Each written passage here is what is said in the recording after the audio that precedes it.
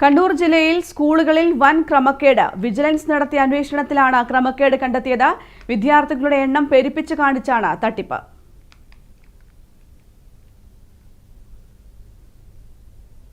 മനോജ് മയിൽ ചേരുകയാണ് കൂടുതൽ വിവരങ്ങളുമായി. മനോജ്, ഏതൊക്കെ സ്കൂളുകളിലാണ് ഇത്തരത്തിൽ ക്രമക്കേട് കണ്ടെത്തിയിരിക്കുന്നത്? എന്തൊക്കെയാണ് കൂടുതൽ വിവരങ്ങൾ?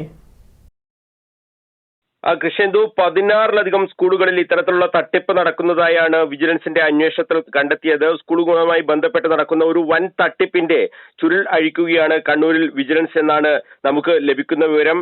ഈ വിദ്യാർത്ഥികളുടെ എണ്ണം പെരുപ്പിച്ച് കാണിച്ചാണ് ഈ തട്ടിപ്പ് നടക്കുന്നത്.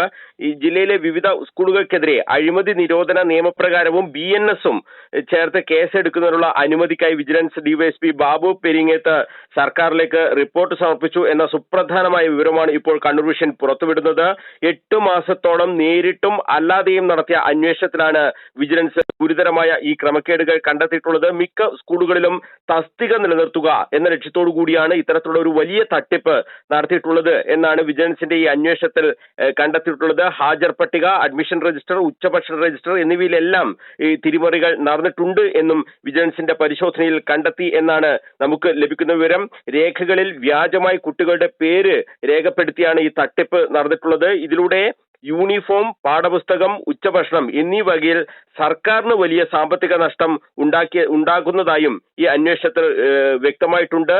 പയ്യന്നൂർ, മാടായി, തളിപ്പറമ്പ് നോർത്ത്, സൗത്ത്, ഇരിക്കൂർ ഉപജില്ല വിദ്യാഭ്യാസ ഓഫീസുകൾക്ക് കീഴിൽ മാത്രം 11 സ്കൂളുകളിൽ ഈ വിദ്യാർത്ഥികളുടെ എണ്ണം പെരുപ്പിച്ച് കാട്ടിയതായി വിജിലൻസിന്റെ അന്വേഷണത്തിൽ കണ്ടെത്തിയിട്ടുണ്ട്. ഇതിനു പുറമെ കണ്ണൂർ, തലശ്ശേരി ഭാഗങ്ങളിലെ ചില സ്കൂളുകളിലും കൃത്രിമം നടന്നതായി, അങ്ങനെ ഏതാണ്ട് 16-ലധികം സ്കൂളുകളിൽ ഇത്തരത്തിലുള്ള വലിയ തട്ടിപ്പ് നടന്നിട്ടുണ്ട് എന്ന് തന്നെയാണ് വിജിലൻസിന്റെ അന്വേഷണത്തിൽ വ്യക്തമായിട്ടുള്ളത്. മറ്റ് സ്കൂളുകളിൽ പഠിക്കുന്ന വിദ്യാർത്ഥികളുടെ വിവരങ്ങളെല്ലാം ശേഖരിച്ച് അവർ ഈ സ്കൂളിൽ പഠിക്കുന്നു എന്ന് കാണിച്ചാണ് പ്രധാനമായും വ്യാജരേഖകൾ ചമച്ചിട്ടുള്ളത്. ചില കുട്ടികളുടെ വിലാസം എടുത്ത് വിജിലൻസ് അന്വേഷണം നടത്തിയപ്പോൾ അത്തരം വിലാസം കണ്ടെത്താനായില്ല. എന്നാൽ അഡ്രസ് പോലും ഇല്ലാത്ത ഈ കുട്ടികളും അവരുടെ സ്കൂളുകളിൽ ഹാജരായിട്ടുണ്ട് എന്നാണ് ഈ ഹാജർ പട്ടിക പരിശോധിച്ചാൽ മനസ്സിലാവുക. നിലവിൽ കേന്ദ്രീയ വിദ്യാലയത്തിൽ പഠിക്കുന്ന കുട്ടിയെ പോലും ഇപ്രകാരം തങ്ങളുടെ വിദ്യാലയത്തിലാണ് പഠിപ്പിക്കുന്നത് എന്ന് രേഖ ഉണ്ടാക്കിയ സ്കൂളുകൾ വരെ ഉണ്ട് എന്നാണ് ഈ വിജിലൻസിന്റെ അന്വേഷണത്തിൽ വ്യക്തമായിട്ടുള്ളത്. കാസർഗോഡ് ജില്ലയിൽ പഠിക്കുന്ന കുട്ടി കണ്ണൂരിലെ സ്കൂളിലും പഠിക്കുന്നതായ രേഖകൾ വരെ വിജിലൻസ് കണ്ടെത്തിയിട്ടുണ്ട്.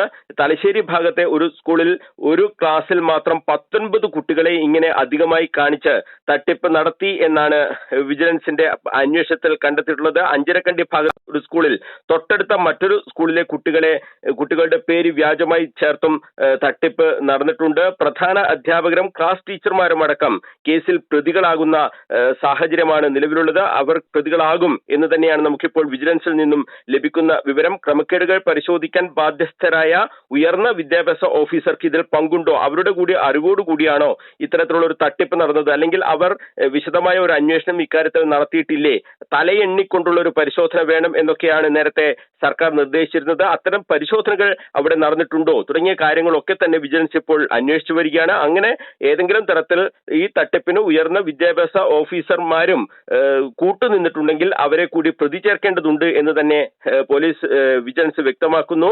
കേസ് രജിസ്റ്റർ ചെയ്തതിന് ശേഷം വീണ്ടും വിശദമായ അന്വേഷണത്തിലേക്ക് കടക്കാനാണ് ഇപ്പോൾ വിജിലൻസ് തീരുമാനിച്ചിട്ടുള്ളത്. എന്തായാലും വിജിലൻസ് ഡിവൈഎസ്പി ബാബു പെരിങ്ങേത്ത് ഈ കേസ് എടുക്കുന്നതിന് വേണ്ടിയുള്ള ഒരു റിപ്പോർട്ട് സർക്കാരിലേക്ക് കൈമാറിക്കഴിഞ്ഞു. അതിന് അനുമതി ലഭിച്ചാൽ ഉടൻ തന്നെ കേസ് രജിസ്റ്റർ ചെയ്തുകൊണ്ട് അന്വേഷണം മുന്നോട്ട് കൊണ്ടുപോകാനാണ് വിജിലൻസിന്റെ തീരുമാനം. കണ്ണൂർ നഗരത്തിനടുത്തുള്ള സ്കൂളിൽ അടക്കം ജില്ലയിലെ വിവിധ സ്കൂളുകൾ വിജിലൻസിന്റെ നിരീക്ഷണത്തിലാണ്. പലയിടത്തും ഇത്തരത്തിലുള്ള വലിയ തട്ടിപ്പുകൾ നടക്കുന്നു എന്ന് തന്നെയാണ് വിജിലൻസ് ഇപ്പോഴും വ്യക്തമാക്കുന്നത്. സമ്മർദ്ദം കൊണ്ടാണ് ഇത്തരത്തിൽ വ്യാജ അഡ്മിഷൻ കാണിക്കുന്നത് എന്നാണ് ഈ അന്വേഷണത്തിനിടെ പല അധ്യാപകരും വിജിലൻസ് ഉദ്യോഗസ്ഥരോട് വെളിപ്പെടുത്തിയിട്ടുള്ളത്.